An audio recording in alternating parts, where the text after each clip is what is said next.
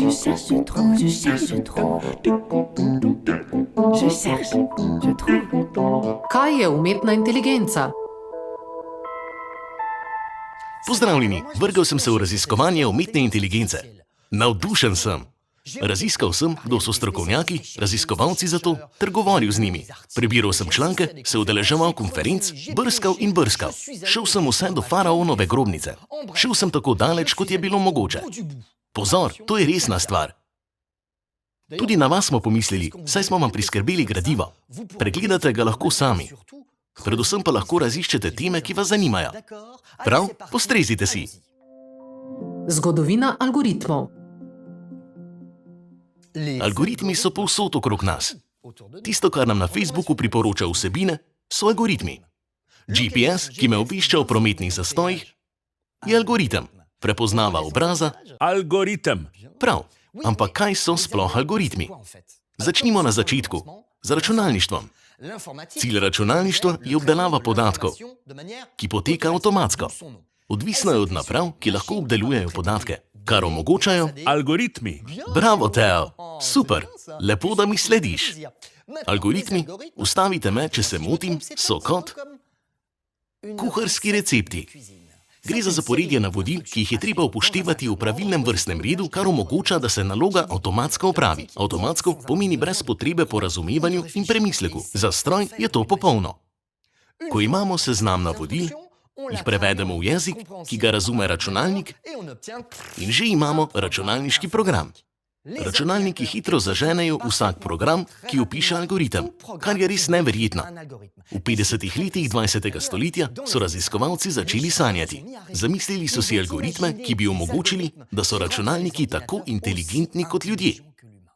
Kot pojasni Nicolas Rougier, raziskovalec na inštitutu INRIA, je do konca 70. let 20. stoletja prišlo do velikega napredka, iz katerega ni bilo nič. Obljubljenih rezultatov ni bilo, sredstva za raziskovalno delo so nehala pritekati. Nastopila je zima umetne inteligence. 10 let pozneje so postali vedno priljubljenejši ekspertni sistemi, ki so skušali posnemati mišljenje strokovnjakov, kot so recimo zdravniki. V stroje je bilo treba vložiti človeško znanje, čeprav so želeli, da se stroji učijo sami. Nastopila je druga zima umetne inteligence. Na koncu 90. let 20. stoletja pa je prišlo do prelomnice. Deep Blue, IBM-ov superračunalnik, je premagal svetovnega prvaka v šahu Garija Kasparova. Leta 2016 je sledila nova prelomnica. Googlov algoritem je premagal enega najboljših igralcev igre Go, čeprav so mislili, da to ne bo mogoče še vrsto let.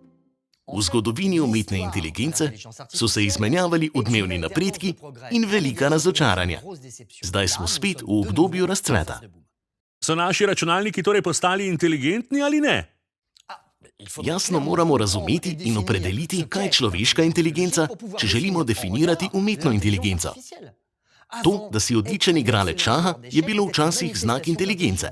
Danes to ni več dovolj, saj lahko stroj isto doseže avtomatsko. Definicijo človeške inteligence dobimo, zatem ko se oblikuje umetna inteligenca, kar je fascinantno.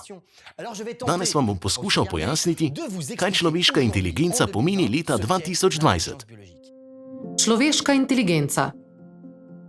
V istem času, ko je nastala umetna inteligenca, se je razvila kognitivna znanost, ki preučuje človeško inteligenco. Z njeno pomočjo lahko prepoznamo različne mehanizme, ki omogočajo misel.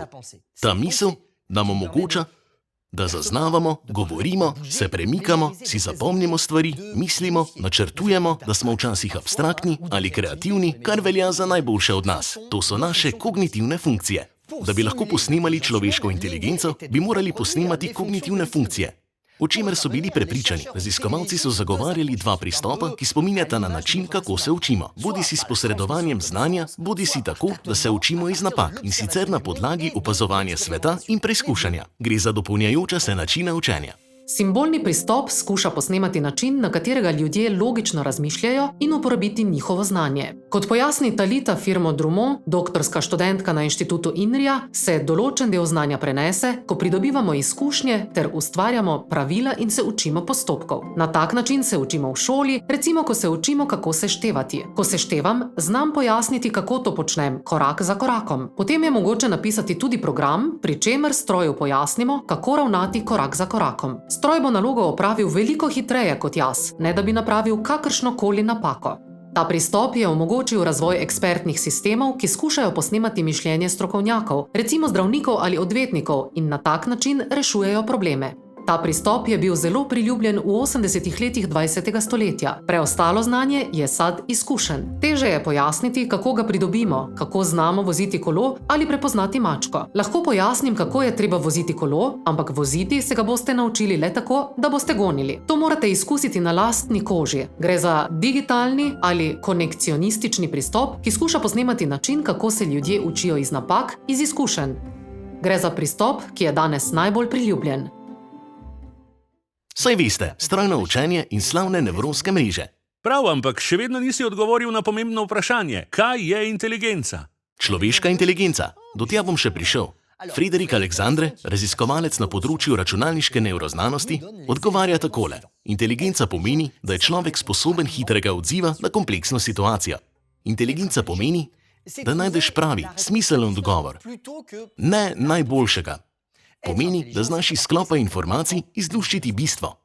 Pomeni, da se znaš prilagoditi na novo nastale razmere, da se znaš odzvati na nepričakovano situacijo. Ljudje za vse to uporabljajo strategijo, ki je kombinacija čustev, motivacije in ustvarjalnosti.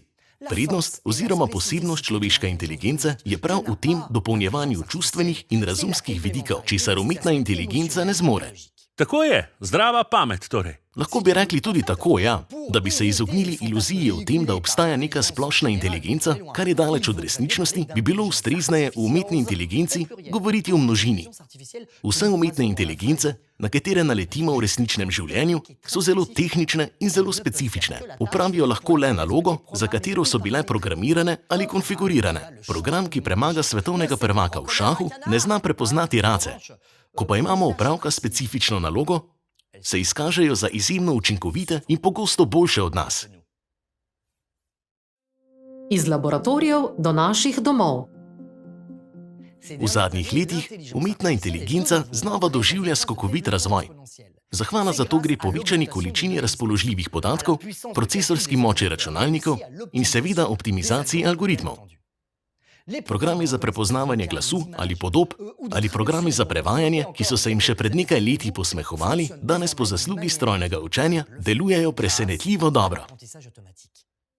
Umetno inteligenco so ustvarili v laboratorijih. Danes prodira in bistveno vpliva na vsa področja družbe, od financ do kmetijstva, od medicine do izobraževanja, pa vse do naših domov. V današnji digitalni dobi smo vsak dan nevede v stiku z umetno inteligenco. Naprimer, ko uporabljamo vsakdanje predmete, kamere, priporočila na družbenih omrežjih ali pametne zvočnike.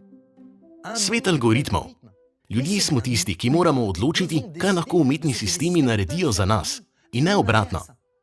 Ker te tehnologije pomembno sooblikujejo našo družbo, je ključno, da razumemo, kako delujejo.